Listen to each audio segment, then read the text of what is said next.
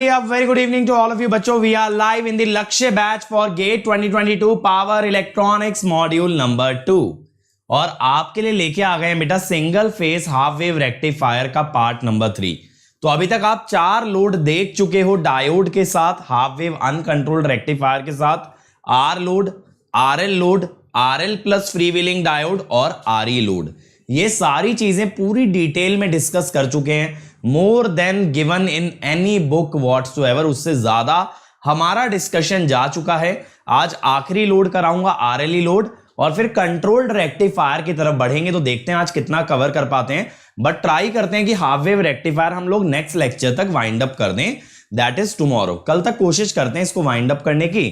फिर मैं आपको डीपीपी लगवा करके पूरे क्वेश्चंस निपटा दूंगा हाफ वेव रेक्टिफायर के, and then we will move on to next week single phase full wave rectifier. ठीक है, तो चलिए शुरू कर लेते हैं यार इसी बात पे.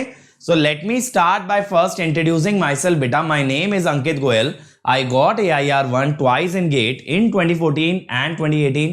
I was awarded President of India Gold Medal in the year 2013 when I graduated from IIT Indore.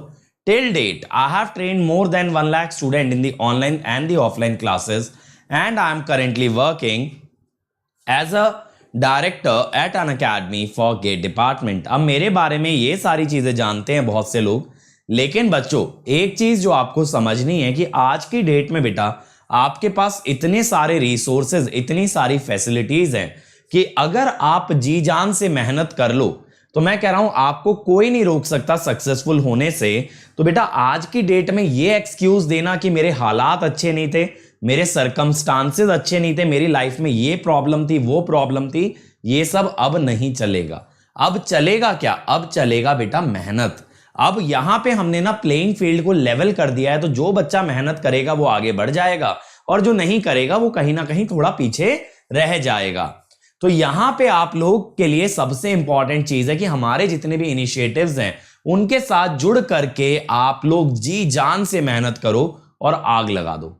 अब इनिशिएटिव्स तो हैं लेकिन सिर्फ यूट्यूब पे नहीं, अनअकैडमी ऐप पे भी. तो अनअकैडमी ऐप अगर आप इंस्टॉल करें तो आप मेरे इनिशिएटिव्स का हिस्सा बन सकते हैं by unlocking them using the code Ankit ESE. इसके अलावा बेटा मेरी तो सारी स्पेशल क्लास आपको एक जगह मिल जाएंगी, bit.ly/अंकित ESE. यहां पे जाना, अगर अपकमिंग में जाओगे ना तो आप मेरी सारी स्पेशल क्लासेस पाओगे. तो यहां से मेरी सारी आगे आने वाली स्पेशल क्लास को एक्सेस कर लेना और फिर इससे आप क्या कर सकते हो, उसके बाद कोई भी आप क्लास देख सकते हो लाइव, और जो पहले हो चुकी हैं वो रिकॉर्डेड देख सकते हो.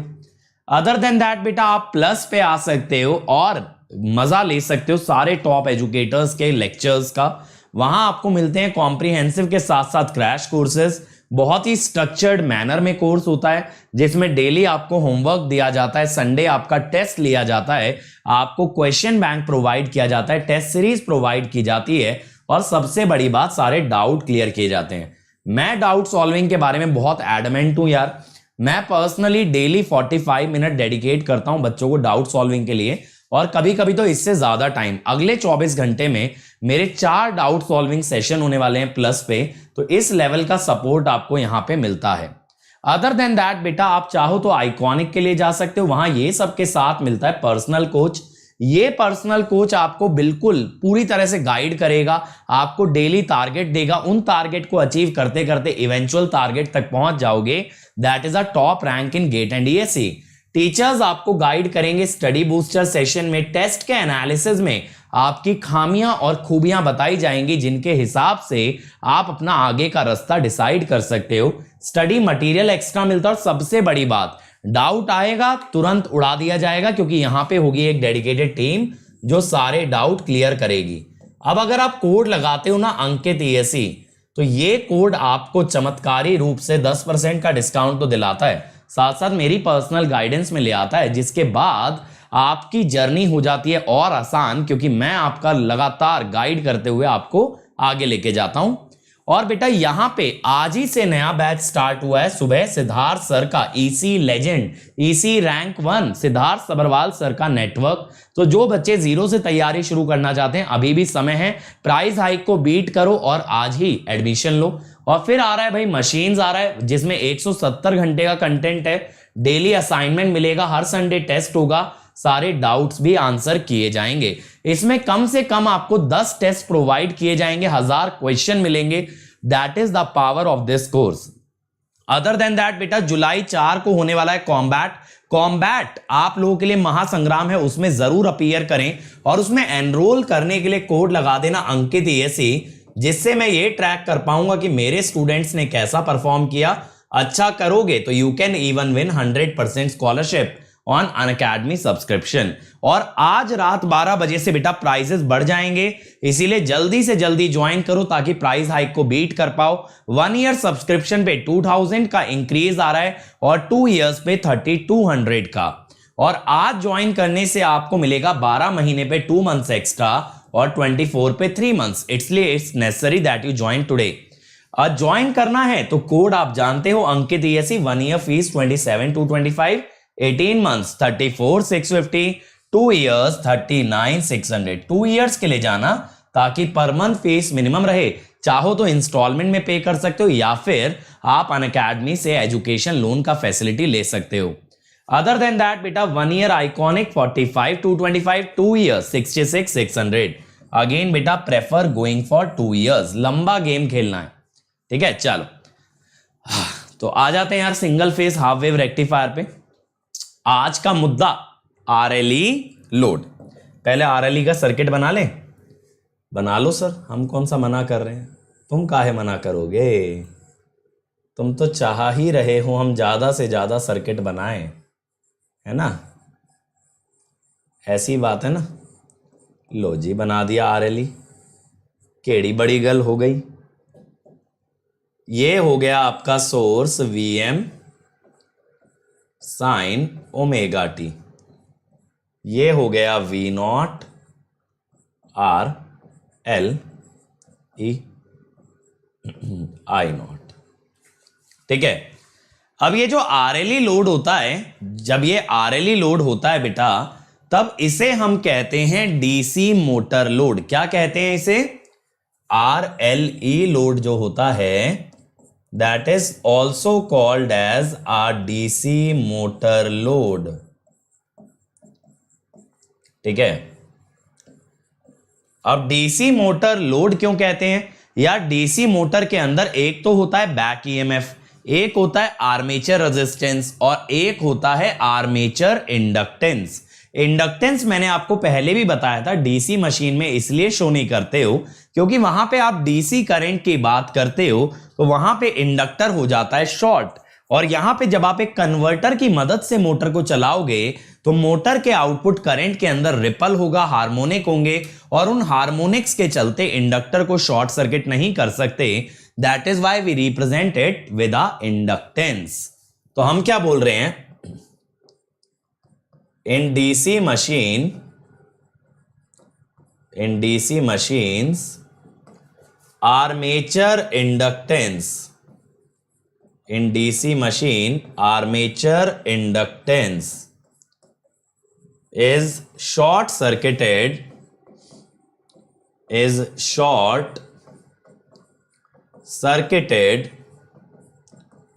क्योंकि I constant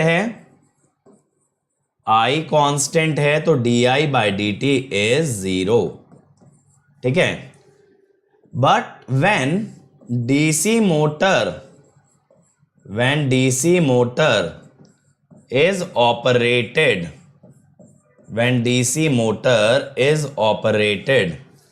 through a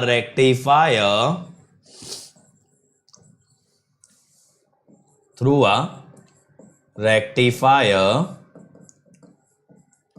I0 has ripple and harmonics,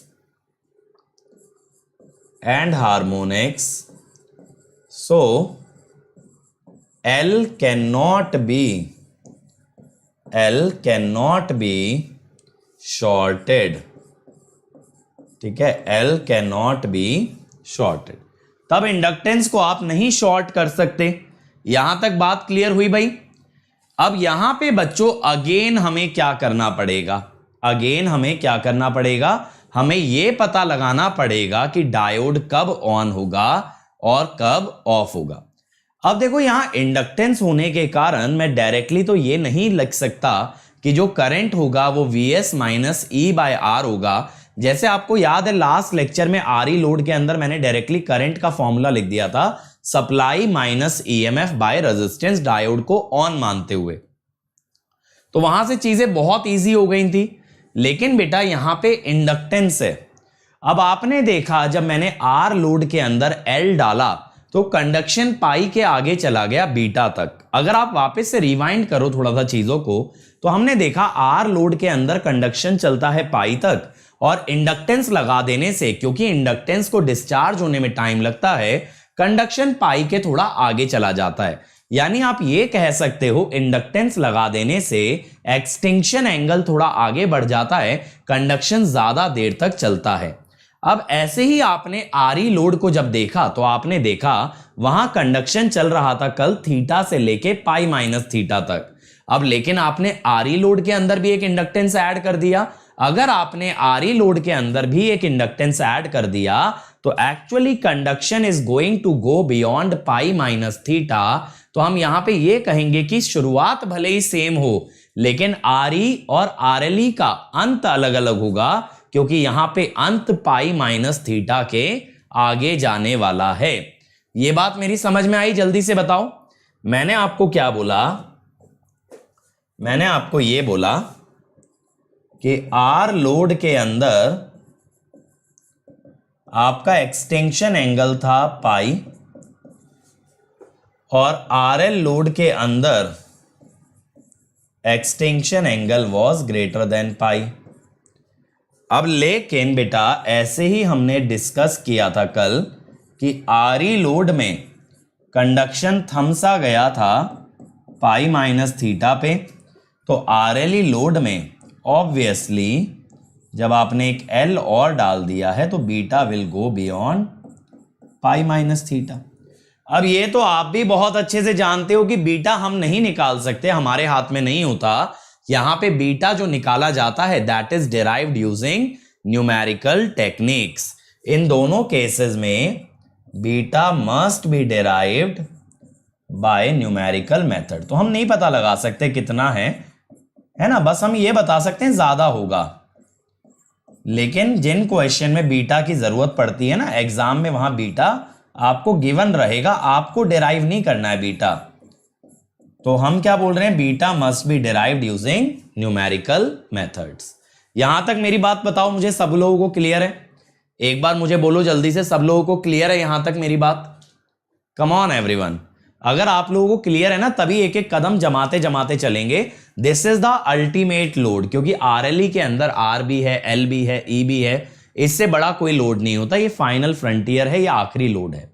तो इसको अगर अच्छे से समझ गए ना तो बहुत मजा आ जाएगा। ठीक है, चलो अब आगे चलें। तो अब मैं क्या कहता हूं, just like R E load, just like RE load, conduction in RLE load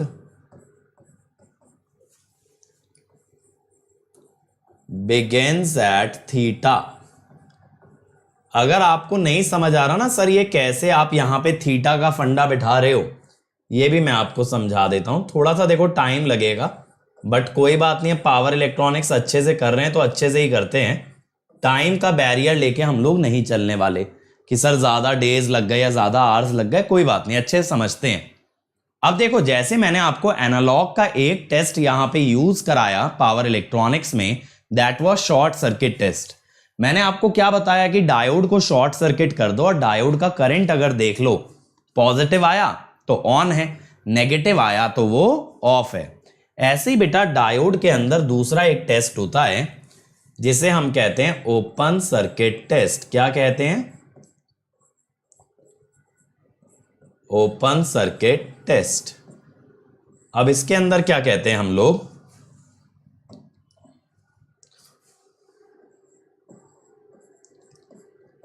switch off diode, यानी कि इसको कर दो ओपन। ठीक है, then observe voltage across diode. जैसे वहां ऑन कर रहे थे, करंट देख रहे थे, यहां ऑफ करके वोल्टेज देखो। If anode to cathode voltage AK is positive, diode will be on, और अगर एनोड से कैथोड की वोल्टेज ऑफ होगी तो डायोड विल बी ऑफ। तो यहां पे ये ऑन कब होगा ना, ये आप पता लगा सकते हो अगर आप ओपन सर्किट टेस्ट लगाओगे मेरे बच्चों इस सिनेरियो के अंदर। तो ये हुआ Vm sin ओमेगा टी, ठीक है, यहां से आपने ओपन कर दिया,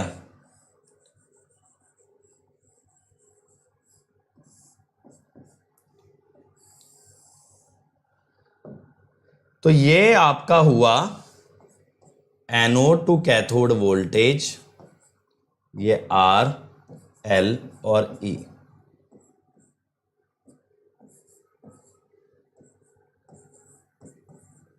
अब ये I0 हो गया 0। I0 0 हो जाने से रेजिस्टेंस का voltage I0R will be 0, inductance का voltage L di0/dt is also 0। तो V0 will come out to be equal to E, है ना। V0 E आ गया, R और L, R और L 0 है तो E के इक्वल आ गया। अब एनोड कैथोड वोल्टेज कितना बन गया, सोचो तो, Vm sin omega T minus E। अब मैं कहूंगा ये पॉजिटिव कब है, जब Vm sin omega T E से बड़ा हो, ठीक है। तो omega T must be greater than sine inverse E/Vm। तो यही तो आ गया थीटा, यही तो बात थी कि थीटा से बड़ा होना चाहिए। क्यों भाई, ये बात क्लियर हुई, थीटा से बड़ा होना चाहिए, यही तो मैंने अभी भी बोला, ये कंडक्शन थीटा से स्टार्ट होगा। समझ गए ओपन सर्किट टेस्ट कैसे लगता है। डायोड को ओपन करके उसकी वोल्टेज निकाल लो, अगर पॉजिटिव आई तो फॉरवर्ड बायस हो जाएगा, वरना ऑफ रहेगा। तो पॉजिटिव कब आ रही है, थीटा के आगे। पॉजिटिव कब आ रही है, थीटा के आगे। तो कंडक्शन चालू तो थीटा पे हो गया, लेकिन खत्म पाई माइनस थीटा पे नहीं होगा। इंडक्टर कहता है जब इंडक्टर लोड में आ जाए, हम भले ही आपकी मर्जी से गए हैं लेकिन जाएंगे अपनी मर्जी से। जहां इंडक्टर आ गया वहां करंट आता आपकी मर्जी से है लेकिन जाता अपनी मर्जी से है। तो हम क्या बोलते हैं कि यहां पे दो conduction starts at theta but continues beyond pi minus theta due to inductance, है ना। पाई माइनस थीटा के आगे तक जाएगा इंडक्टेंस की वजह से। अब देखो भाई, अब कहां तक जाएगा ये तो मैं भी नहीं जानता, तुम क्या जानोगे। तो हमें ये नहीं पता कहां तक जाएगा, बट जाएगा बीटा तक। बीटा पाई माइनस थीटा के आगे होगा, that is what we know, ठीक है ना। इतना तो हम जानते हैं कि बीटा पाई माइनस थीटा के आगे आने वाला है, राइट। ये हो गया Vs। अगला ग्राफ बना लेते हैं भाई V0 का, ठीक है, थोड़ा और नीचे ले लो।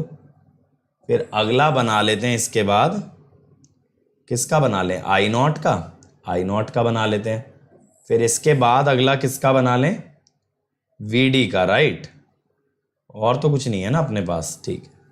यही 4 पैरामीटर्स हैं।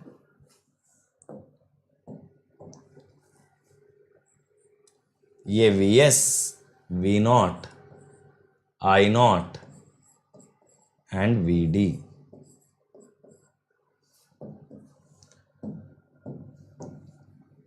आराम से आप लोग पढ़ते चलो, क्योंकि मज़ा भी आएगा इस टाइप से और चीज़ें भी ज़्यादा क्लियर होंगी। इस बार मतलब मैं ये चीज़ मेक श्योर कर रहा हूं कि मैं आपको कन्वर्टर ऑपरेशन लास्ट वाले टाइम के या लास्ट ईयर के कोर्स के मुकाबले और ज़्यादा डिटेल में लेके चलूं, ताकि जो छोटी से छोटी बात मैं ये मान लेता हूं अगर कि आपको आती होगी वो मैं ना मानूं, और वो चीज़ हम लोग देखते हुए चलें कि ये हुआ कैसे।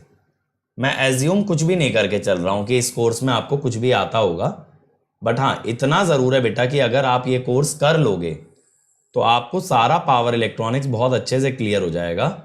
दैट इज़ अ गारंटी, है ना। ऐसा नहीं हो सकता कि इस कोर्स को करने के बाद you won't be able to understand power electronics. Understand तो छोड़ो, क्वेश्चन भी बनने लगेंगे, ठीक है। चलो अब पहले यार सप्लाई वोल्टेज बना लेते हैं मस्त तरीके से, एकदम झकास वाली।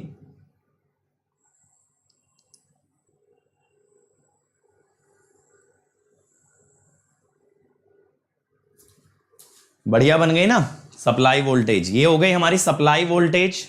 अब इसके बाद हम क्या करते हैं, इसके अंदर ना एक लाइन ड्रॉ कर लेते हैं ई की। लो जी, ये हो गई हमारी ई, ठीक है। ओहो, इसमें यार स्ट्रेट लाइन खींचना ही खुद एक सिरदर्दी है। चलो ये हो गया ई। अब ई के अनुसार मैं ना और लाइंस नीचे ले लेता हूं, दूसरे कलर से ले लेता हूं। किससे ले लें, चलो ऑरेंज से ही ले लेते हैं। ये ई वाली लाइंस आ जाएंगी मेरे पास, जहां जहां ये ई वाला ग्राफ टकरा रहा है ना,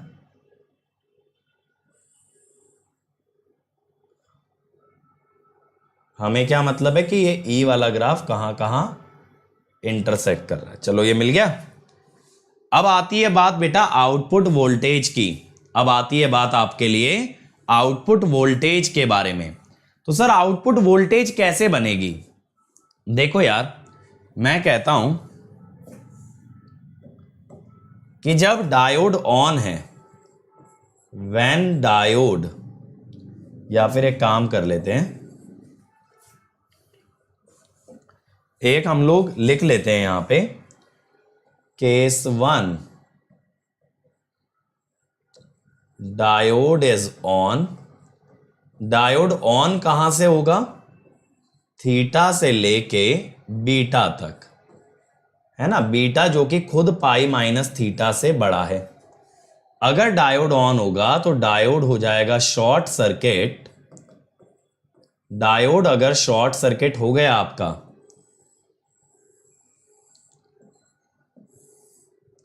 तो आपका सर्किट कैसे बन गया?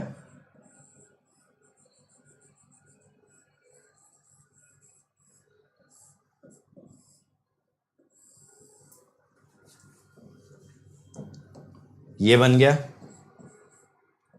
आर एल ई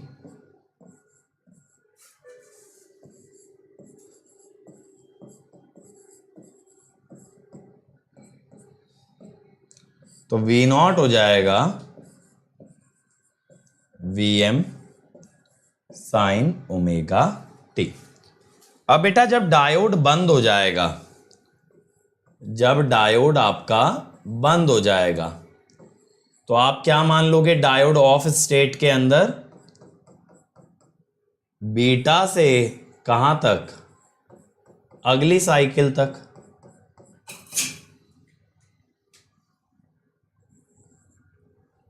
ओके, तो बेटा देखो, अगर पहली साइकिल थीटा पे स्टार्ट हुई है तो अगली साइकिल कहां पे स्टार्ट होगी? अगली साइकिल आपकी स्टार्ट होगी 2 पाई प्लस थीटा पे, ठीक है। आपकी अगली साइकिल स्टार्ट होगी 2 पाई प्लस थीटा पे। सर मैंने अभी प्लस लिया है, उसमें प्रॉपर नोट्स बनाओगे या पीपीटी? बेटा देखो, मैं आपको सारी चीजें लिख के पढ़ाता हूं कपिल, प्लस के अंदर भी सारी चीजें पढ़ाई जाएंगी लिख के। अब आपके ऊपर है, आप साथ साथ लिखना चाहो लिख सकते हो, और मैं तो यही रिकमेंड करता हूं कि मत लिखना, मजदूरी से रैंक नहीं आती। आपको ये लग रहा है कि अगर मेरे साथ साथ सारी बातें नोट करते चलोगे तो उससे रैंक आ जाएगी। मैं आपको एक चीज बता दूं, लास्ट में आपके पास इतना मोटा कलेक्शन होगा ना नोट्स का, जिसको आप नहीं रिवाइज कर पाओगे। मेरा फर्ज है सारी चीजें डिटेल में बताने का, ताकि आपको समझ आए। आपको सारी चीजें याद नहीं रखनी है एग्जाम के लिए, तो that is what I recommend. बाकी तो स्टूडेंट्स भैया अपने आप मैच्योर बहुत है हमारे, अब आप कोई छोटे छोटे बच्चे तो हो नहीं, तो आपकी चॉइस है पर्सनली आप क्या करते हो एंड में, बट मोटी मोटी कॉपियां बना लेने से तो यार कौन सा रिवीजन ही हो पाता है, या कितनी बारी उसको देख पाते हो आप लोग।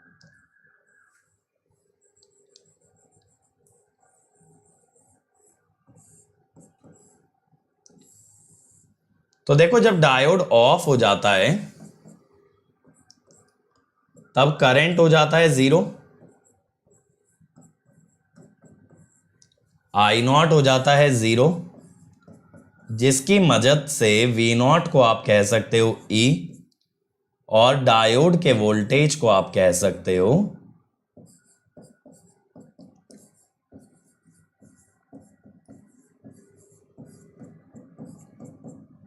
ये हो गया। ठीक है, अब देखो यार, अब जब आपका डायोड बंद है, पहले मैं एक ई वाली लाइन बना लेता हूं, ये ई वाली लाइन हो गई।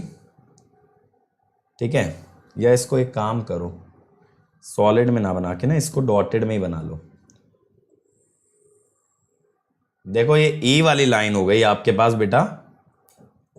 ठीक है, तो जब आपका डायोड बंद है थीटा से पहले, जब आपका डायोड बंद है थीटा से पहले, तो आउटपुट आएगा ई, ये वाला एंगल थीटा है, तो आउटपुट आएगा ई। अब भाई मुझे ये तो पता है बीटा पाई माइनस थीटा के आगे जाएगा, कितना आगे जाएगा ये मैं नहीं जानता हूं, बात को समझेंगे। ठीक है, we know that beta is greater than pi minus theta. मैं ऐसा एज्यूम कर रहा हूं, assume beta greater than pi, actual beta needs to be computed by numerical method. Actually beta मैं बता नहीं सकता कितना होगा, वो न्यूमेरिकल मेथड से निकालना पड़ेगा, बट मैंने ऐसा बीटा एज्यूम कर लिया कि पाई से बड़ा है। क्या मान लिया है? पाई से बड़ा है।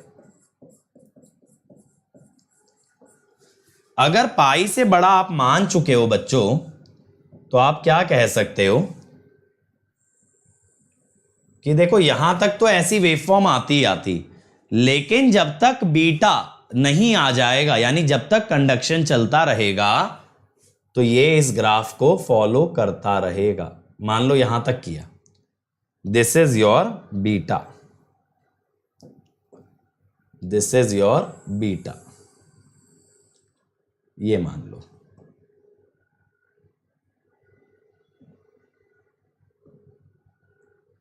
ठीक है, ये मैंने मान लिया बीटा, तो यहां तक ये इस ग्राफ को फॉलो कर रहा था। ठीक है, यहां तक ये इस ग्राफ को बेटा फॉलो करता जा रहा था। कहां तक? बीटा एंगल तक, बीटा एंगल तक ये फॉलो करता गया। अब जैसे ही बंद हुआ डायोड, जैसे ही बंद हुआ डायोड, आउटपुट फिर से हो गया ई। फिर ये 2 पाई प्लस थीटा, एक साइकिल के बाद 2 पाई प्लस थीटा, फिर से डायोड चालू हुआ। कहां तक चलेगा? बीटा तक। तो बेटा यहां से लेके, थीटा से लेके बीटा तक आपका डायोड ऑन था, और फिर यहां से लेके यहां तक इट वॉज ऑफ। ठीक है, इट वॉज ऑफ। ये बात क्लियर हुई? ये बात क्लियर हो गई भाई आप लोगों को? जल्दी से बताओ, ये ग्राफ समझ में आया? मैं आपको और अच्छे से दिखा दूं बेटा। तो मैं ये जानता हूं कि कंडक्शन बीटा तक चलेगा, मैंने बस इतना मान लिया है कि बीटा पाई के आगे तक है। तो जब तक कंडक्शन चल रहा है वहां तक मैंने ग्राफ को ऊपर से कॉपी कर लिया है। समझ में आया? ये ध्यान से देखो, मैंने यहां से लेके यहां तक आपके ग्राफ को कॉपी कर लिया है, और इधर से भी। तो ये ग्राफ को कॉपी कर लिया, और जब कंडक्शन नहीं चलेगा तो आपका आउटपुट हो जाएगा ई के बराबर। क्लियर हो गई बात? बात क्लियर हो गई ना सबको बढ़िया तरीके से? अब चलो यहां तक तो हमें समझ आया। सर अब इसके बाद करंट का ग्राफ बताओ। करंट बेटा वहां से शुरू होता है जहां से कंडक्शन स्टार्ट होता है, यानी थीटा से। थीटा से पहले बंद था तो करंट 0 था।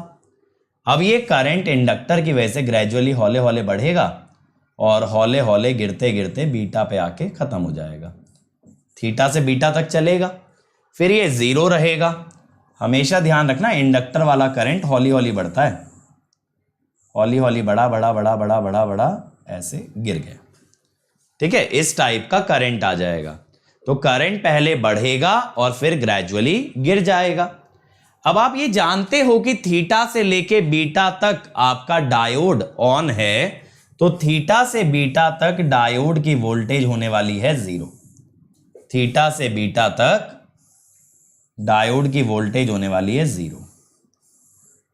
अब इसके बाद क्या होगी सर? इसके बाद बेटा मैंने अभी आपको निकाल के दिखाया Vm sin omega t minus E. इसका मतलब shift the curve of source voltage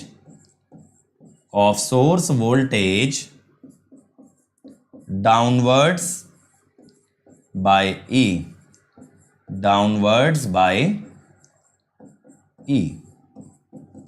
ठीक है, आपको सोर्स वोल्टेज के ग्राफ को नीचे शिफ्ट करना है ई अमाउंट से। अब कैसे करें? देखो, पहले सोर्स वोल्टेज का मैं ग्राफ बना देता हूं बेटा।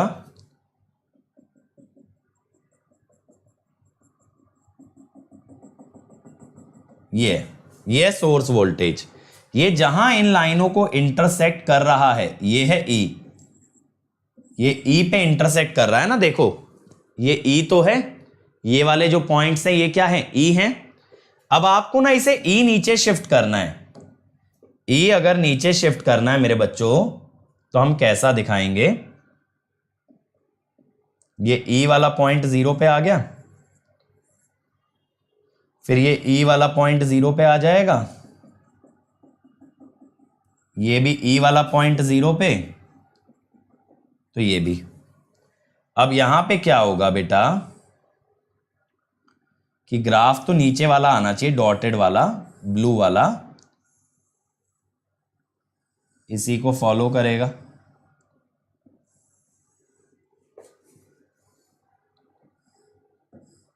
इस टाइप से समझ में आया? मैंने क्या किया, डायोड जहां से बंद हुआ है वहीं से तो वोल्टेज देखोगे ना, बीटा से। पहले मैंने बना लिया Vs को ई नीचे शिफ्ट करके ग्राफ। अब उसके बाद उस ग्राफ को ट्रेस कहां से करना स्टार्ट किया है? बीटा से। कहां से स्टार्ट किया है? बीटा से। समझ में आई बात? और थोड़ा ब्राइट कलर में बना देता हूं, ज्यादा अच्छी विजुअलाइजेशन आ जाएगी। देखो, इसको बीटा से फॉलो करना स्टार्ट किया है मैंने।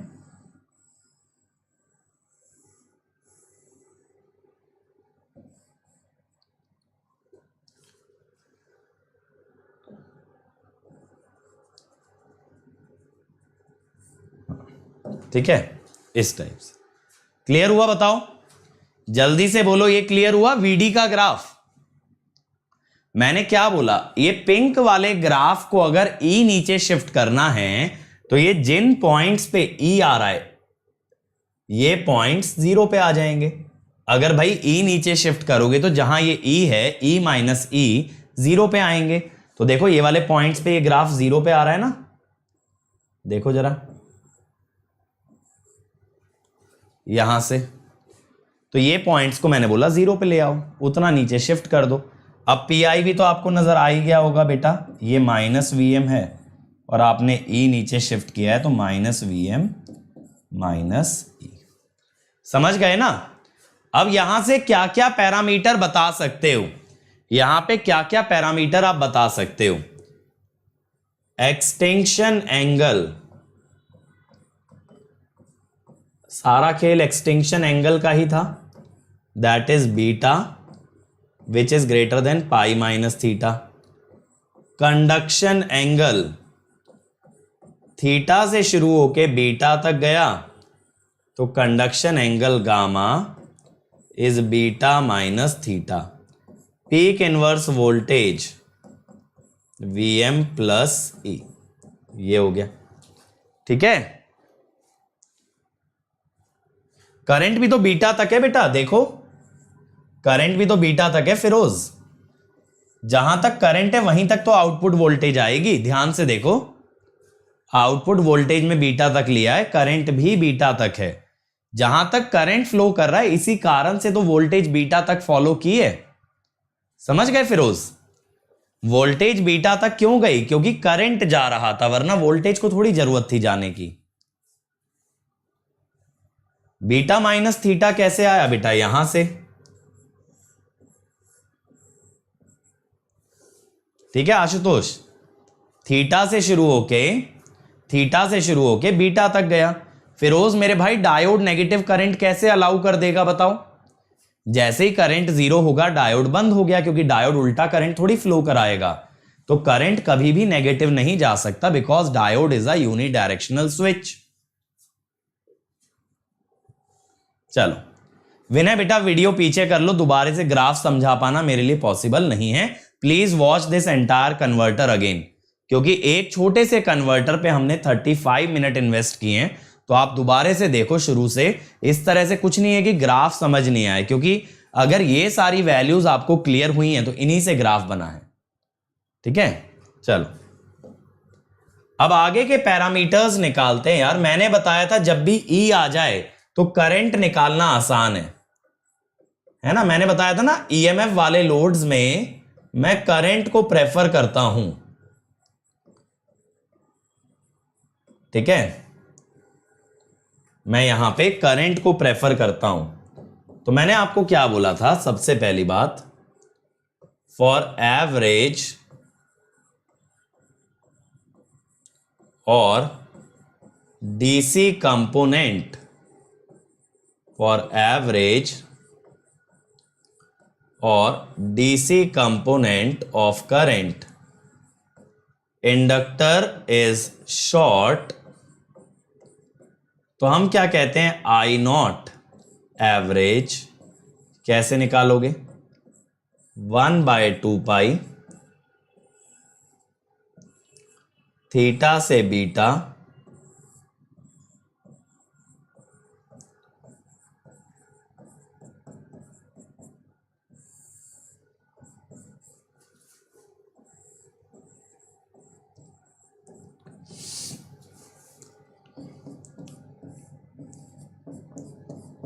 साइन का इंटीग्रेशन माइनस कॉस।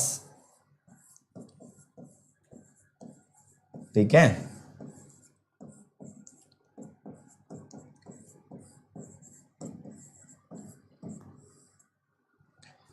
तो अब बेटा यहां पे जब आप लिमिट्स डालोगे तो ये मिल गया ना हमें।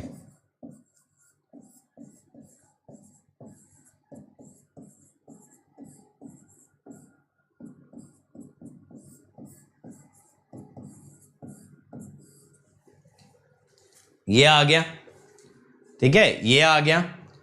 चलो अब आगे चला जाए। अब ये एवरेज आउटपुट करंट आने के बाद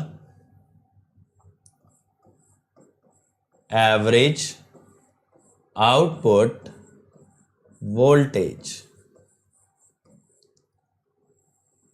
ये बहुत सिंपल है। एवरेज में इंडक्टर का तो कोई रोल नहीं।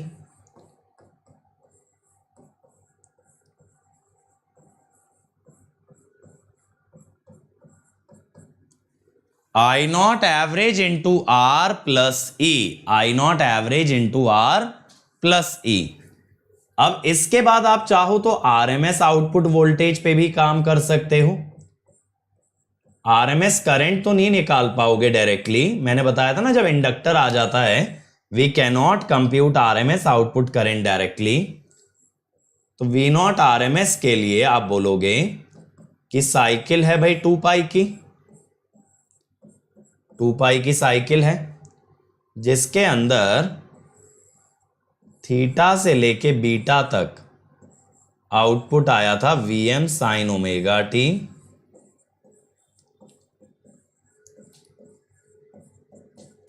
और बीटा से लेके 2 पाई प्लस थीटा, 2 पाई का इंटरवल लेना है ना, ई आया था।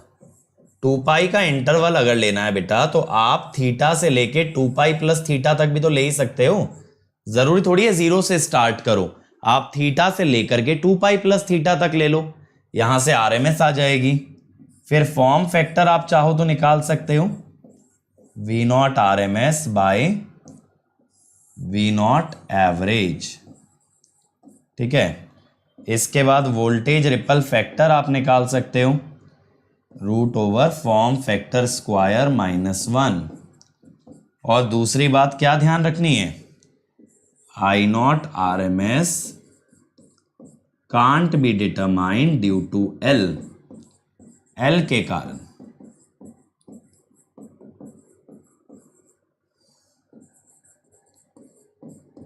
Due to L।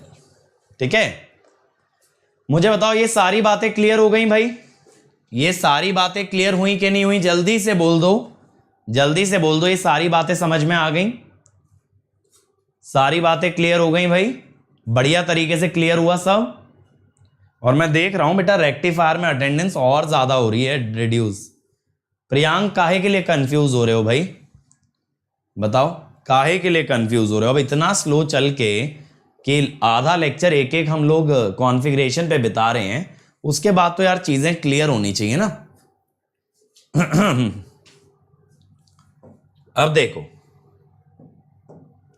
One by one हम बात कर लेते हैं, जो भी अभी तक हमने पढ़ा है कि हमने क्या सीखा।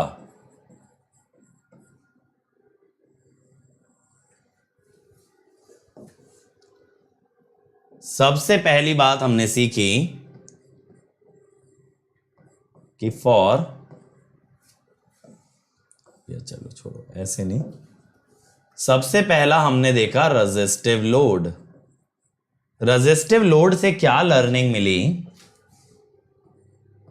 कि I naught is V naught by R।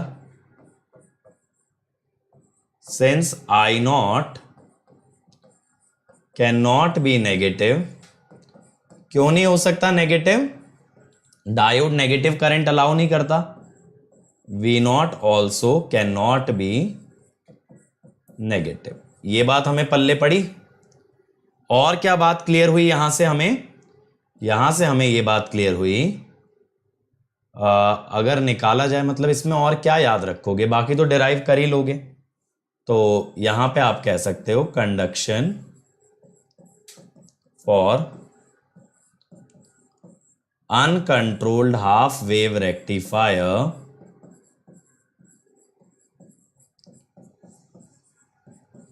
goes on from 0 to पाई।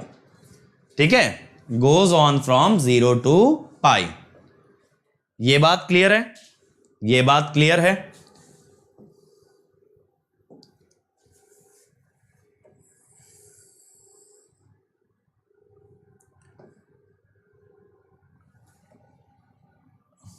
चलो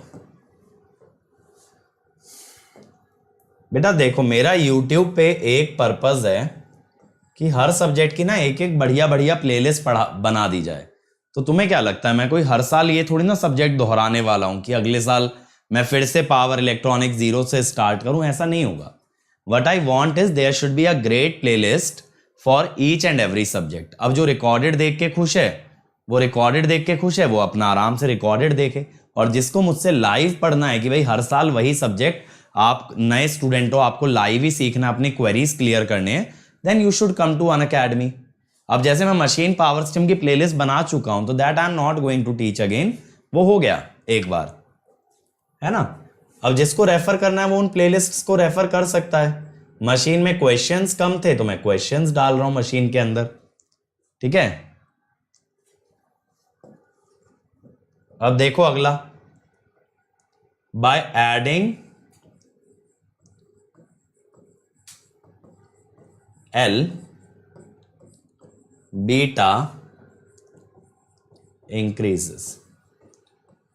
तो यहां पे beta is greater than pi, beta greater than pi आ जाता है। दूसरी बात कि for average current, for average current L is short, इसीलिए I naught average is V naught average by R। For single phase uncontrolled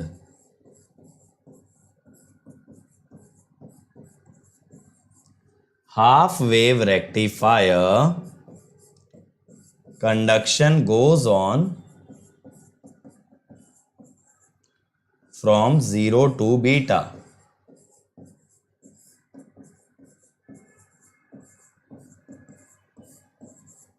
ठीक है, conduction goes on from 0 to beta. ठीक है, अब ये हमारे को बातें क्लियर हो गई आरएल लोड के बारे में. और ये तो सही बात है कि लाइव में ज्यादा मजा आता है.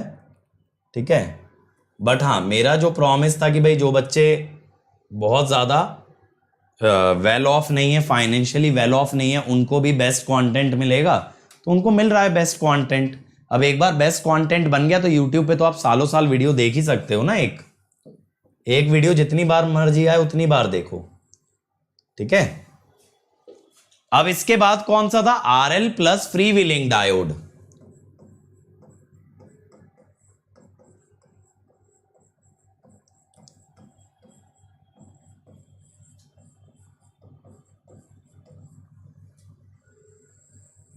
अब इसमें हमने क्या जाना फ्री व्हीलिंग डायोड में?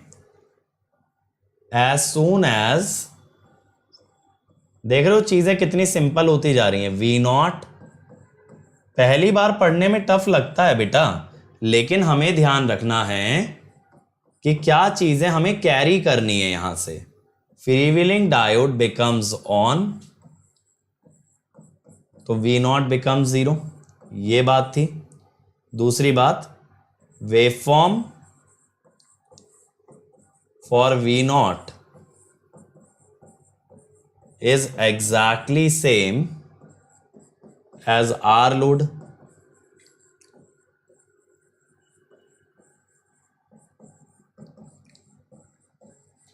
और फिर देखो, मैं हर लोड के लिए आपको ना दो तीन पॉइंट ही बता रहा हूं, इससे ज्यादा नहीं. और 2-3 भी इसलिए बता रहा हूं कि चलो आपका रिटेंशन अच्छा रहेगा, वरना तो एक एक पॉइंट पता होना चाहिए कंडक्शन कहां से कहां तक चलेगा. ठीक है, तो ये क्लियर हो गया हमको, ये क्लियर हो गया. ठीक है, अब इसके बाद चौथा लोड कौन सा है अपना?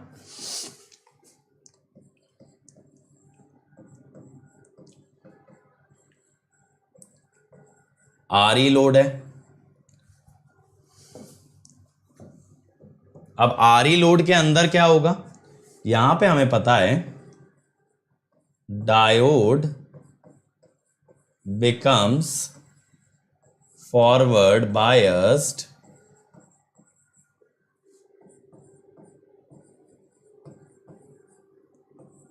थीटा से लेके पाई minus theta.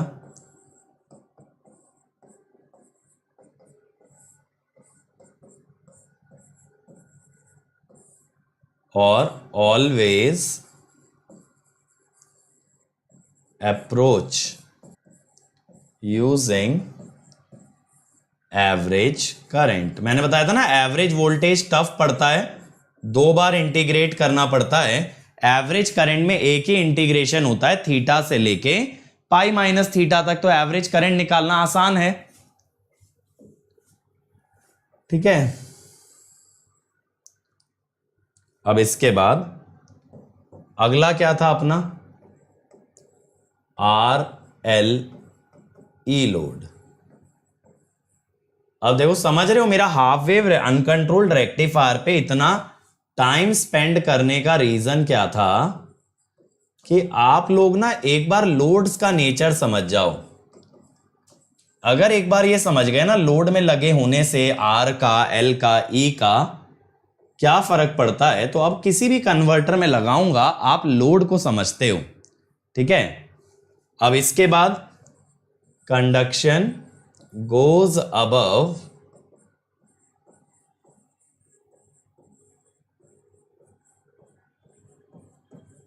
Pi minus theta due to inductance. ठीक है, और आई नॉट एवरेज आप डायरेक्टली लिख सकते हो 1/2 पाई. आपको तो बस पता है, ये पता होना चाहिए कंडक्शन कब से कब तक चलेगा. बाकी तो एक एक छोटा छोटा इंटीग्रेशन करने में कितना टाइम लगता है यार। मैं देखो कभी भी ये नहीं कहता कि वेवफॉर्म याद होनी चाहिए, मैं कभी भी ये नहीं कहूंगा कि आपको हाफ वेव रेक्टिफायर में फॉर्मूला याद करने हैं ना। आपको ये मालूम होना चाहिए कि लोड के अनुसार कब से कब तक डिवाइस कंडक्ट करेगी। अगर ये मालूम है तो ये इंटीग्रेशन बनाना कितना मुश्किल है बताओ। ये इंटीग्रेशन यूं ही लिख दोगे, आपको पता है ना थीटा से बीटा तक जाता है, तो हो गई बात पूरी। यहां पे थीटा से पाई माइनस थीटा तक जाता, यहां थीटा से बीटा तक जाएगा, बीटा पाई माइनस थीटा से बड़ा होगा। बस यही तो चीजें हैं जो आपको सक्सेसफुल बनाती हैं। अगर आप ये सोचो ना बेटा हाफ वेव रेक्टिफायर में सर क्या क्या फॉर्मूले याद करने हैं, ये बता दो, कुछ भी मत याद करो, लिटरली कुछ भी मत याद करो। हाफ वेव रेक्टिफायर है क्या चीज? एक डायोड है, मात्र एक डायोड लगा हुआ है, उसमें भी रटना पड़ गया तो फिर क्या अंडरस्टैंडिंग है पावर इलेक्ट्रॉनिक्स की? कुछ भी अंडरस्टैंडिंग नहीं है। हाफ वेव रेक्टिफायर से पहली बात तो क्वेश्चन आना रेयर है। हाफ वेव रेक्टिफायर तो ये समझ लो आपकी कोचिंग हो रही है असली एग्जाम के लिए, जो कि है full wave rectifier. Full wave rectifier में बिल्कुल मैं बताऊंगा क्या क्या याद करना है, लेकिन हाफ वेव रेक्टिफायर से हमने ये समझ लिया अलग अलग लोड कंडक्शन को कैसे इंपैक्ट करते हैं। अब ये लोड सिंगल फेज में लगाऊं, थ्री फेज में लगाऊं, लोड तो लोड है, वो वैसे ही बिहेव करेगा, वो थोड़ी सुधरेगा। तो ये चीजें आपको समझनी थी। एक सिंगल डायोड से समझना आसान होता है, इसीलिए सिंगल डायोड को इतना ज्यादा टाइम दिया गया है।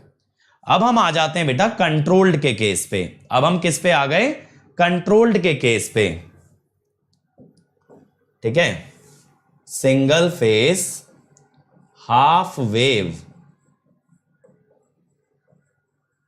Controlled rectifier. अब इसके अंदर क्या होने वाला है भाई? इसके अंदर बेटा डायोड को रिप्लेस कर दिया गया है SCR से। इसके अंदर डायोड को रिप्लेस कर दिया है हमने SCR से, इसीलिए कंट्रोल्ड है। इसीलिए कंट्रोल्ड है क्योंकि डायोड हमारा अनकंट्रोल्ड था भाई। तो हम यहां पे क्या बोलते हैं? Diode has been replaced by SCR।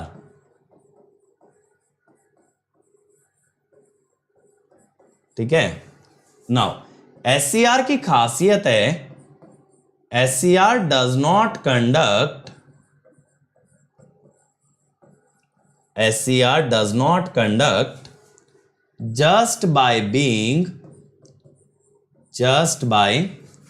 being forward biased, just by being forward biased, but it waits for clock pulse to, sorry clock कह रहा हूं यार, आजकल डिजिटल भी पढ़ा रहा हूं ना, for gate pulse to arrive. कभी कभी ऐसे ही दिमाग घूम जाता है।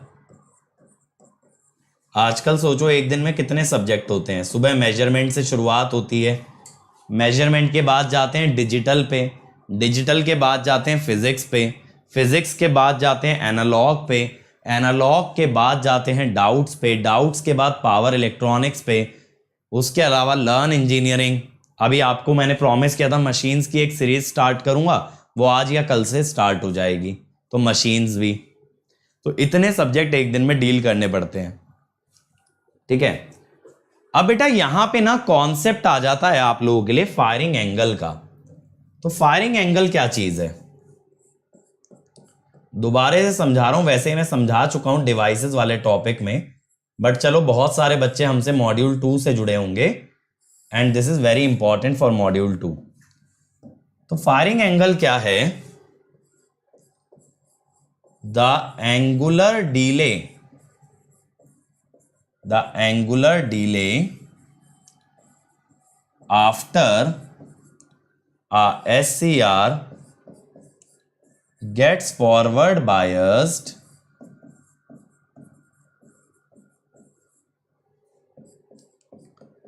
at which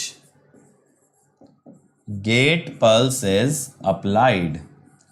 मतलब देखो SCR फॉरवर्ड बायस जब हो गया ना, तो आपने उसे गेट पल्स कब दिया, that is your firing angle, that is your firing angle.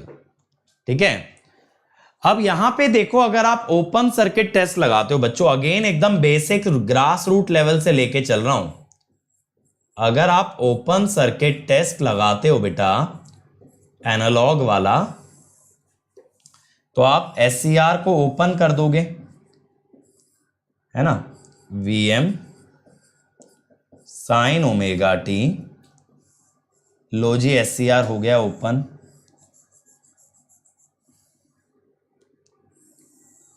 अब ऐसी सिचुएशन में बेटा ये जो V0 है, क्योंकि करंट तो जाएगा नहीं, I0 0 है, जिस कारण से V0 0 है, तो थायरिस्टर के अक्रॉस कितनी वोल्टेज आ जाएगी बताओ। अगर V0 0 है तो थायरिस्टर के across VT will be equal to VS which is VM sine omega T. तो मैं कहता हूं Vt is greater than 0 for omega T greater than 0, that is SCR gets forward biased, SCR gets forward biased at omega t equal to 0। Forward bias हो गया बेटा 0 पे, लेकिन ये SCR है, ये इतनी आसानी से नहीं मानता आपका कहना। सिर्फ फॉरवर्ड बायसिंग से काम नहीं चलेगा, यहां इसको और क्या चाहिए, गेट का पल्स। यहां और क्या चाहिए, गेट का पल्स। तो मैं यहां पे कहता हूं 2 SCR, दो माने दो नहीं, 2 नंबर, 2 इंग्लिश वाला 2 SCR gets forward at omega T equal to 0 but it begins to conduct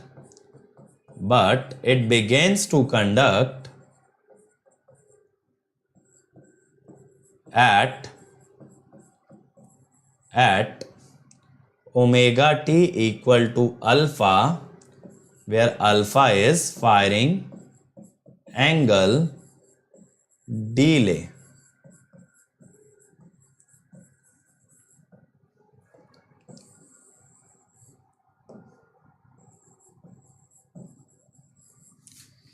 alpha is your firing angle delay. ठीक है, तो ये कंडक्शन तो बाद में स्टार्ट करेगा। अब देखो जब SCR ऑन हो जाएगा, मैं 2 केसेस लेता हूं। केस 1, SCR ऑन, तो आप इसे शॉर्ट सर्किट कर दोगे ना बेटा।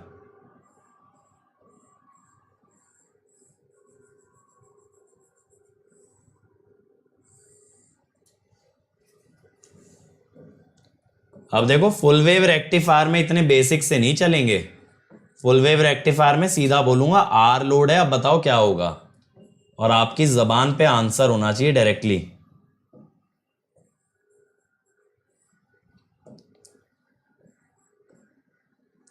तो मैं कहता हूं I कितना होगा यहां, VM sine omega T by R। तो मैं कहता हूं for omega T greater than 180 के बाद क्या होता है यार, साइन आपको पता है 0 से 180 तक ऑन होता है, और 180, ठीक है, 180 के बाद आपका क्या होता है, 180 के बाद आपका साइन नेगेटिव होता है, साइन ओमेगा टी नेगेटिव, जिससे कि करंट नेगेटिव। लेकिन हम तो एक चीज जानते हैं, SCR does not allow negative current. ठीक है, इस कारण से conduction stops at pi, conduction pi पे जाके रुक जाएगा।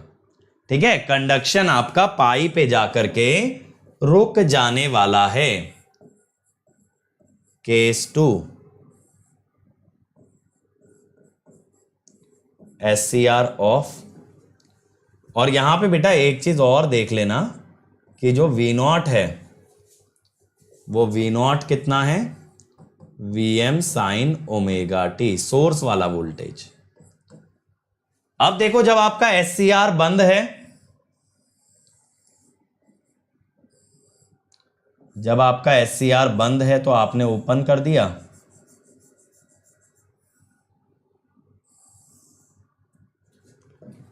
ओपन कर देने से बेटा ये है आपका R, आपका करंट हो गया 0 और ये हो गया Vm sin ओमेगा टी। क्या हो गया ये, Vm sin ओमेगा टी। अब Vm sin ओमेगा टी अगर ये हो गया तो V0 तो बेटा 0 आ जाएगा, समझना बात को। V0 तो आपका 0 आ गया, थायरिस्टर का वोल्टेज आ गया सप्लाई के बराबर Vm sin ओमेगा टी। ठीक है, Vm sin ओमेगा टी, ये आपका आ गया thyristor voltage equal to the supply voltage. Clear हो गई मेरी बात यहां तक, मेरी बात क्लियर हो गई आपको यहां तक बेटा। चलो अब इसके अंदर अब आ जाता हूं मैं वेवफॉर्म्स पे, जिस चीज का आप लोगों को बेसब्री से इंतजार है कि सर ग्राफ तो बनाओ, हम तो ग्राफ देखने ही आए हैं। तो ग्राफ भी दिखेगा बेटा, बहुत बढ़िया से दिखेगा, ऐसी क्या बात है, जब तक है हम काहे का गम, है ना। देखो पहले मैं बनाऊंगा बेटा Vs, फिर मैं बनाऊंगा गेट करंट, फिर मैं बनाऊंगा आपके लिए V0, ठीक है, हाँ V0, फिर मैं इसके बाद आपके लिए बनाऊंगा I0, ठीक है, और इसके बाद हम बनाएंगे थायरिस्टर का वोल्टेज, ठीक है ना। तो अब क्या क्या है अपने पास, स्कोप है Vs, gate current, V0, I0 और Vt। एक ग्राफ बढ़ गया है बेटा गेट करंट का। शुरू के कुछ केसेस में बनाऊंगा गेट करंट, लेकिन आगे नहीं बनाऊंगा, है ना। एक बार आपको आइडिया हो जाएगा ना अच्छे वाला, तो फिर बार बार बनाने की जरूरत नहीं पड़ेगी। जब आप एक बार गुड फॉर्म में करने लगोगे सॉल्व, फिर क्या जरूरत है, फिर डायरेक्टली बनाएंगे कि अल्फा है भैया, फिर क्या बार बार थोड़ी एक ही काम करते बैठेंगे।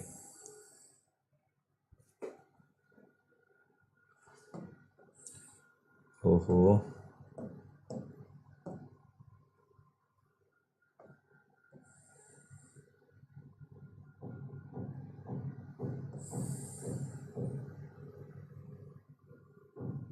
ठीक है, अब ये हो गया आपका सप्लाई वोल्टेज का पीक,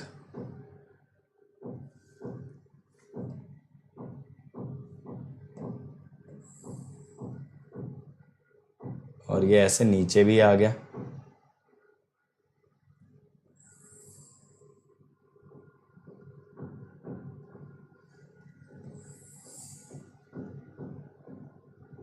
ठीक है, चल अब बनाना स्टार्ट करते हैं यार, अब बनाना स्टार्ट करते हैं। सबसे पहले मैं Vs बनाता हूं, ठीक है।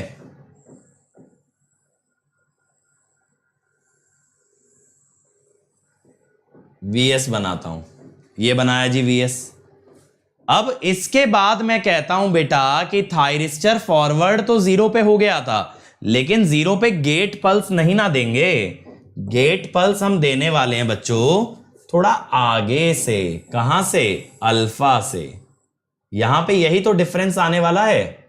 यहां पे गेट पल्स तुरंत फॉरवर्ड बायसिंग पे नहीं दी जाएगी, गेट पल्स थोड़ा सा उसके आगे से दी जाएगी, दैट इज अल्फा। तो ये एंगल अगर अल्फा है तो ये 2 पाई प्लस अल्फा है। एक्चुअली आप यहां पे बेटा गेट पल्स अप्लाई करोगे ऐसे। आपको पता है ना गेट पल्स शॉर्ट ड्यूरेशन की होती है, कभी भी लंबे ड्यूरेशन के लिए गेट पल्स नहीं लगाई जाती। मिनिमम पल्स विड्थ से ज्यादा होनी चाहिए, that is the only criteria, जिसमें कि करंट लैचिंग पहुंच जाए, उसके बाद हटा दो गेट पल्स। तो ये मैंने गेट पल्स लगा दिए यहां पे। अब बात आती है वी नॉट की। देखो मैं क्या एक्सपेक्ट करता हूं बेटा कि जो आपका वी नॉट है वो वी नॉट आपका बनना चाहिए कायदे से, किसी डार्क कलर से बना लेते हैं, सेम एज सप्लाई आना चाहिए। तो पहले ना मैं रेफरेंस के लिए सप्लाई वाला बना लेता हूं। ये ना मैंने डार्क कलर से इसलिए ड्रॉ किया है ताकि दिखे ना, इसका उतना पोर्शन हाईलाइट करेंगे जितना अपने काम का है। अब डायोड का एससीआर का कंडक्शन तो अल्फा से चालू हुआ है ना, तो अल्फा से पहले ऑफ था तो वी नॉट 0 था। फिर बेटा ये 180 के बाद, अब आप ये जानते हो कि रेजिस्टिव लोड का वोल्टेज कभी नेगेटिव नहीं जा सकता।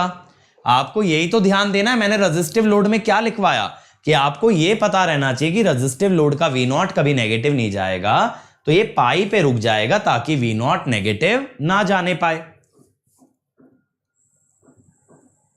अब यहां पे अगर हम देखें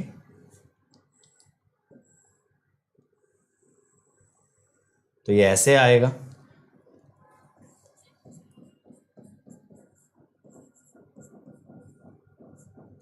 टू पाई प्लस अल्फा 3 पाई। ठीक है, तो ये हमारा बन गया बेटा ग्राफ ऑफ वी नॉट। अब अगली बात क्या होती है रेजिस्टिव लोड में, क्योंकि आई नॉट होता है वी नॉट बाय आर, इस कारण से आई नॉट और वी नॉट का ग्राफ सेम आता है, बस हाइट का थोड़ा सा फर्क आता है।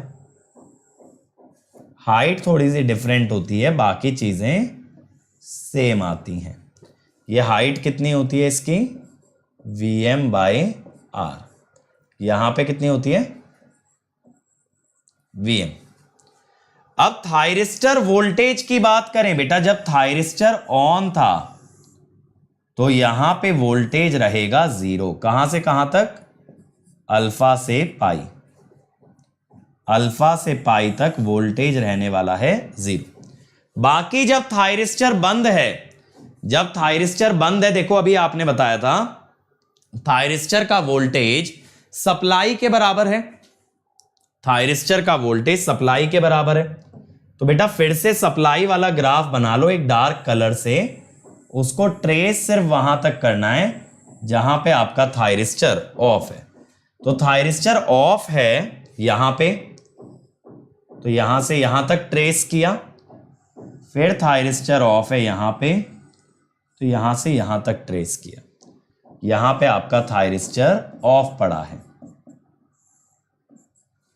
ठीक है, ये क्लियर हुई बात यहां तक। ये बताओ थायरिस्टर के ग्राफ क्लियर है, थायरिस्टर वोल्टेज का सप्लाई जैसा ही है, बट मैंने पूरे में नहीं बनाया, मैंने सिर्फ वोल्टेज कहां पे दिखाई है, जहां थायरिस्टर ऑफ है, क्योंकि ऑन है तो शॉर्ट हो जाता है और वोल्टेज हो जाती है उसकी एग्जैक्टली 0। अब देखो थायरिस्टर वोल्टेज के अंदर आपको छोटा छोटा फॉरवर्ड वाला रीजन भी दिख रहा है, पॉजिटिव वोल्टेज वाला। ये जो पॉजिटिव वोल्टेज वाला रीजन नजर आ रहा है ना, ये है एक्चुअली फॉरवर्ड ब्लॉकिंग मोड। ये क्या है, फॉरवर्ड ब्लॉकिंग मोड। यहां पे थायरिस्टर की वोल्टेज पॉजिटिव होती है, बट वो कंडक्ट नहीं करता क्योंकि उसके अक्रॉस गेट पल्स अप्लाइड नहीं है। डायोड होता उसकी जगह वो फॉरवर्ड वोल्टेज आते ही ऑन हो जाता, लेकिन ये ऑन नहीं होगा क्योंकि इसको गेट पल्स की जरूरत पड़ती है। अब जहां पे ये नेगेटिव वोल्टेज है बेटा, ये है आपका रिवर्स ब्लॉकिंग मोड। क्या है, रिवर्स ब्लॉकिंग मोड। अब यहां पे भी फटाफट हम लोग पैरामीटर्स निकालने स्टार्ट कर देते हैं जो ग्राफ से दिखते हैं। पहला बेटा एक्सटेंशन एंगल। एक्सटेंशन एंगल का मतलब जहां करंट 0 गया तो उसमें बीटा इज इक्वल टू पाई है। Conduction angle, conduction angle gamma, alpha से पाई तक चला है ना कंडक्शन, देखो ये होता है कंडक्शन एंगल। अल्फा से शुरू होके पाई तक गया है तो pi minus alpha. Peak inverse voltage, V M, यही तो है peak inverse, minus V M, तो वी एम हो गया। अब बेटा यहां पे ना जब एस सी आर आ गया तो एक पैरामीटर और हम बात करते हैं, हम बात करते हैं यहां पे सर्किट टर्न ऑफ टाइम की। किसकी? Circuit turn off time, TC. TC का मतलब होता है, ये मैं पढ़ा चुका हूं एक्चुअली डिवाइसेस में, angle for which SCR remains reverse biased। जिस एंगल के लिए आपका SCR रिवर्स बायस्ड रहता है दैट इज TC। ठीक है, टाइम फॉर विच कर देना, एक्चुअली एंगल नहीं, एंगल से निकलता है लेकिन है तो टाइम। अब SCR देखो कितने एंगल तक रिवर्स बायस रहा बेटा, पाई एंगल, पाई से लेके 2 पाई, पाई से लेके 2 पाई तक आपका SCR रिवर्स बायस था। उसकी वोल्टेज नेगेटिव आ रही है ना, वोल्टेज नेगेटिव आने का मतलब SCR इज रिवर्स बायस। तो मैं कह रहा हूं SCR is reverse bias from pi to 2 pi, इसीलिए सर्किट टर्न ऑफ टाइम हो गया pi by omega. Sir omega से डिवाइड क्यों किया? क्योंकि बेटा पाई जो है आपका एंगल है, एंगल से टाइम में अगर आना है तो आपको फ्रीक्वेंसी से डिवाइड करना पड़ेगा, तो यहां पे हो जाएगा पाई by omega, pi by omega. ठीक है, अब इतना आने के बाद बच्चों अब आ जाते हैं थोड़ी काम की वैल्यूज पे। पहले मैं निकालता हूं एवरेज वी नॉट। ठीक है,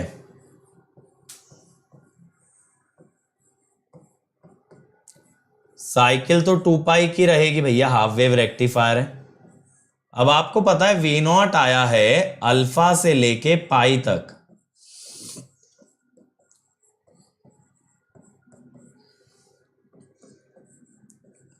साइन का इंटीग्रेशन माइनस कॉस, ये होगा। अब इसके बाद अगला average I not.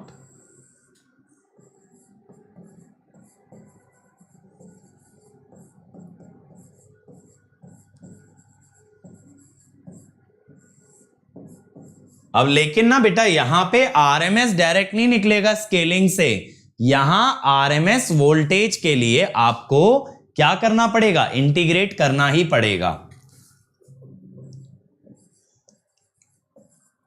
RMS value of V naught, तो यहां पे क्या करना पड़ेगा आपको? वी नॉट आरएमएस मैं लिखूंगा 1/2 पाई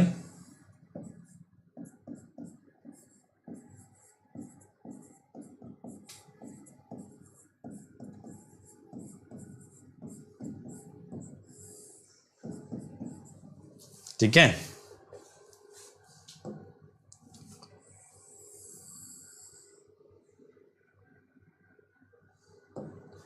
तो अब मैं क्या कहता हूं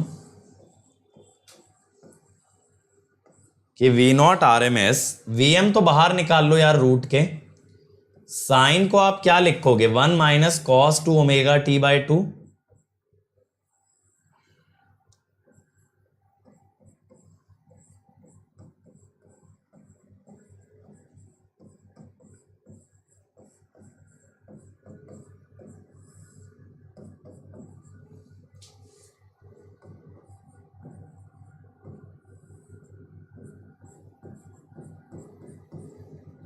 अब 1 का integration pi minus alpha, cos 2 omega T का half sine 2 omega T, half sine 2 omega T, pi डालोगे तो 0 आएगा, ठीक है यार, अब इतना तो कर लेना मेरे भाई, cos 2 ओमेगा टी का इंटीग्रेशन डाल के लिमिट्स डाल लेना।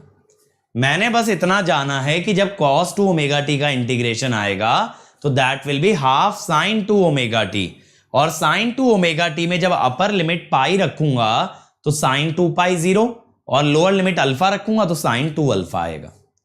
ये बन गया। अब इसके बाद RMS I naught, RMS output current, तो I naught RMS is actually V naught RMS over R। अगला फॉर्म फैक्टर,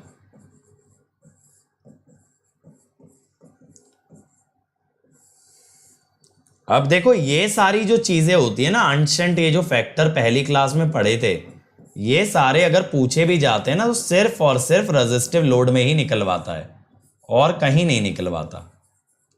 तो ये सब चीजें ना आपको रेजिस्टिव लोड के लिए निकालनी आनी चाहिए।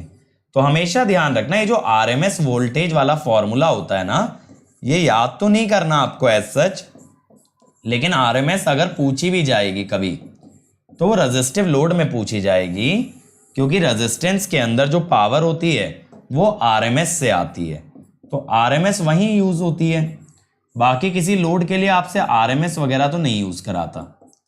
RMS अक्सर रेजिस्टिव लोड के लिए पूछा जाता है, ठीक है। नहीं बेटा, reverse recovery plus gate recovery विदिशा होता है डिवाइस टर्न ऑफ टाइम, यानी इतना टाइम डिवाइस को बंद होने में लगता है। सर्किट टर्न ऑफ टाइम है, कितना टाइम आप उसे दे रहे हो। जैसे मान लो विदिशा, मैंने आपको कोई कॉन्ट्रैक्ट दिया, उसके लिए आपने बोला कि सर इस काम का ना मुझे 1000 रुपए का खर्चा आएगा, मैंने बोला कि मैं आपको 1500 रुपए देता हूं, तो that is circuit turn off time, और जो आपका खर्चा आता that is the device turn off time. तो ऐसे डिवाइस कहती है भाई मुझे बंद होने में 1 माइक्रोसेकंड लगेगा, आप कहते हो चल 1.5 दिया, तो that is device turn off time, जो उसकी रिक्वायरमेंट थी जो आपने दिया that is circuit turn off time, ठीक है। ये फर्क है। अब वोल्टेज रिपल फैक्टर आ गया, इसके बाद क्या फैक्टर निकालें, रेक्टिफिकेशन एफिशिएंसी,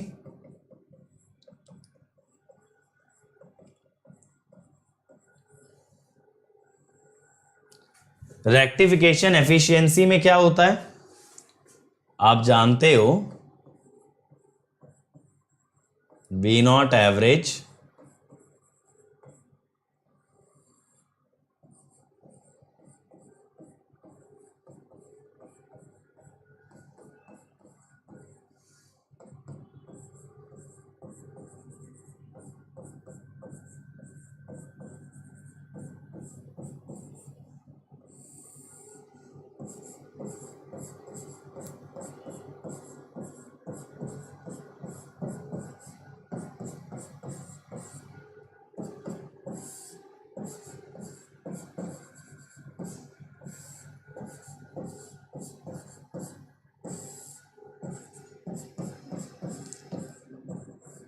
अब RMS बाय एवरेज होता है फॉर्म फैक्टर, तो बेटा ये हो गया 1 by form factor square into 100%।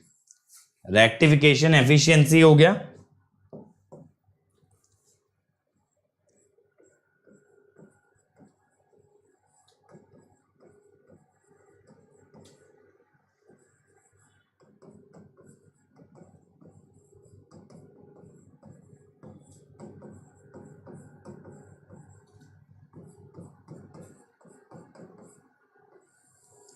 TUF,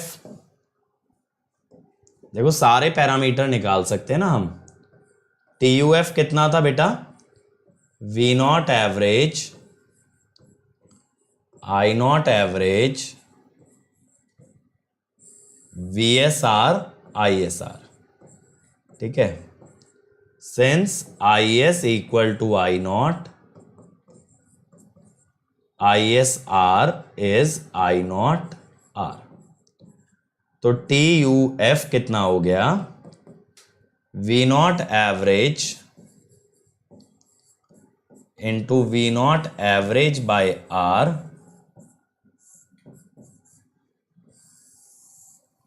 bye VS RMS, IS RMS तो I नॉट RMS है, तो V naught RMS by R। तो यहां से निकल जाएगा आपका TUF, ठीक है, यहां से निकल जाएगा TUF। बेटा कोई भी फॉर्मूला नहीं रटना, जनरल फॉर्मूला पता होना चाहिए फॉर्म फैक्टर का, RMS बाय एवरेज, ठीक है, RMS बाय एवरेज। सर मैं स्टार्टिंग से पढ़ने जा रहा हूं, स्टार्टिंग से क्या पढ़ रहे हो? रेक्टिफायर के लेक्चर 1 से करोगे क्या कवर? क्यों भाई हैं? रेक्टिफायर के लेक्चर 1 पे जा रहे हो वापस? अब इनपुट पावर फैक्टर पे आ जाओ। इनपुट पावर फैक्टर क्या होगा? Real power bye VSR ISR। Real power resistance के अंदर होती है V naught RMS square by R, और ISR तो खुद ही I नॉट R होगा क्योंकि IS और I नॉट बराबर है।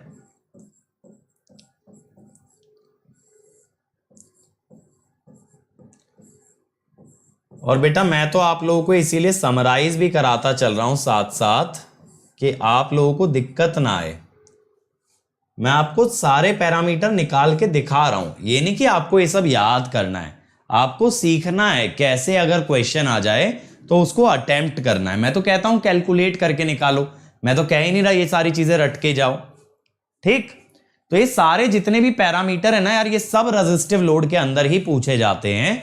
और देखो रेजिस्टिव लोड में आपको SCR में समझ आ गया, बस क्या डिफरेंस आया डायोड के मुकाबले कि जो कंडक्शन है वो अल्फा से स्टार्ट हुआ, 0 से नहीं।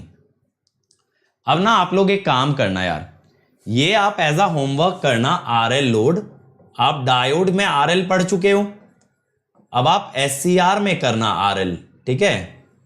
डायोड में तो कर ही चुके हो, अब आप SCR के अंदर करना, SCR के अंदर करो। और SCR में आपको क्या करना है, इसके अंदर एक तो बीटा वाली इक्वेशन निकालना जो मैंने बताया था ना, न्यूमेरिकली सॉल्व करके फिर हमें मिलता है कितना एक्सटिंक्शन एंगल है, और इसका वेवफॉर्म ड्रॉ करना। चलो बीटा वाली इक्वेशन जाने दो, मैं करा दूंगा, आप इसका वेवफॉर्म ड्रॉ करना, इसका एवरेज, RMS वोल्टेज, ये चीजें निकालना, एवरेज करंट निकालना, ये सारे पैरामीटर इसके लिए निकालना, दैट इज योर होमवर्क। क्योंकि डायोड का जानते हो, डायोड के मुकाबले एक चेंज आने वाला है, that it will start from alpha, ये अल्फा से स्टार्ट होगा, 0 से नहीं, ठीक है। तो कल फिर इसको आगे कंटिन्यूड रखेंगे अपनी जर्नी को। अभी तो मुझे पर्सनली लगता है कि थोड़ा सा टाइम लगेगा, ये सारे क्वेश्चन फिर मैं कल कराऊंगा क्योंकि आज कंट्रोल्ड का एक ही हो पाया ना केस। तो देखो यार, मेरी सारी स्पेशल क्लासेस आपको यहां पे मिल जाएंगी। जनरली मैं दिन में 3 बजे स्पेशल क्लास लेता हूं, तो मैं लिंक अपलोड कर दूंगा। कल मैं ऑसिलेटर्स के PYQ कराने वाला हूं, प्रीवियस ईयर क्वेश्चन, तो अपकमिंग में जाके चेकआउट कर लेना, ठीक है। अदर देन दैट बच्चों, आपका 4 जुलाई को कॉम्बैट होने वाला है, तो कॉम्बैट में सभी बच्चे अपीयर करेंगे, उसमें एनरोल कर लेना using the code Ankit ESE, ताकि मचा पाओ, आग लगा पाओ। अगर फोड़ोगे तो you can even win 100% scholarship. और ये नया बैच आज ही से स्टार्ट हुआ है, जिसमें सिद्धार्थ सर EC रैंक 1 ने आपके लिए स्टार्ट किया है नेटवर्क एनालिसिस। तो जरूर इस बैच को अटेंड करें और बहुत ही अच्छे वे में नेटवर्क को कवर करें। मेरा मशीन का कोर्स आ रहा है मोर देन 160 आवर्स ड्यूरेशन का, जिसमें आपको डेली असाइनमेंट के साथ 1000 क्वेश्चन कराए जाएंगे, 10 टेस्ट इसके अंदर इंक्लूडेड रहेंगे और आपके सारे डाउट्स भी आंसर किए जाएंगे। और प्राइजेस बढ़ जाएंगे बेटा, आज रात 12 बजे से तो 2000 रुपए बढ़ेंगे 12 मंथ सब्सक्रिप्शन पे, और 24 मंथ्स पे 3000। इसीलिए जल्दी से ज्वाइन कर जाओ ताकि आपको लेट ना हो। और आज अगर ज्वाइन करोगे तो you will get 12 + 2 months and 24 + 3 months. Ankit ESE के साथ अभी के लिए आपकी फीस होगी बेटा, अभी के लिए आपकी फीस होगी 27 to 25, 18 मंथ्स 34,650, 2 years 39,600। तो बेटा 2 years को लेना, पर मंथ फीस मिनिमम रहेगी, जिसको कि आप इंस्टॉलमेंट में पे कर सकते हो। Iconic 1 year 45 to 25, 2 years 66,600। तो 2 years के लिए जाना। और कोड आप लोग याद रखेंगे बेटा, कोड इज अंकित ESE, यही कोड लगाना है, which will give you immediate 10% discount, और मेरी पर्सनल गाइडेंस में आप तैयारी कर पाओगे। मशीन का एक बेटा शॉर्ट वीडियो का सीरीज मैं स्टार्ट कर रहा हूं 10 मिनट के वीडियो का, जिसके अंदर मैं आपको मशीन के इंपॉर्टेंट कॉन्सेप्ट्स बताऊंगा जो कि आपको लास्ट मिनट पे भी क्वेश्चन क्रैक करने में मदद करेगा। और ये बेटा मेरी अनअकैडमी प्रोफाइल है, इसको फॉलो कर लेंगे। From here you can send me messages as well, और यहां पे आप मुझसे चैट कर पाओगे अनअकैडमी ऐप के through. And this is my Telegram channel जहां पे मैं आपको इमीडिएटली नोट्स प्रोवाइड करता हूं। तो अगर इस लेक्चर के नोट्स चाहिए तो तुरंत लेक्चर के बाद टेलीग्राम चैनल पे पहुंच जाना और इस लेक्चर के नोट्स आपको इमीडिएटली दे दिए जाएंगे। और अगर हमारे लेक्चर में कोई भी कंटेंट आपको लगता है इनएप्रोप्रिएट है तो डिस्क्रिप्शन में दिए गए फॉर्म से रिपोर्ट करें। अगर आपका रिपोर्ट सही निकलता है you will be rewarded. So thank you everyone. Like share subscribe करना ना भूलें और वीडियो के नीचे कमेंट जरूर करें कि लेक्चर पसंद आया या नहीं। और फिर कल मिलेंगे और दोबारा से हम अपने SCR रेक्टिफायर्स की जर्नी को आगे बढ़ाने वाले हैं। Half wave rectifier we will complete by Friday. ठीक है, तो चलिए फिर मिलते हैं कल। Let's crack it.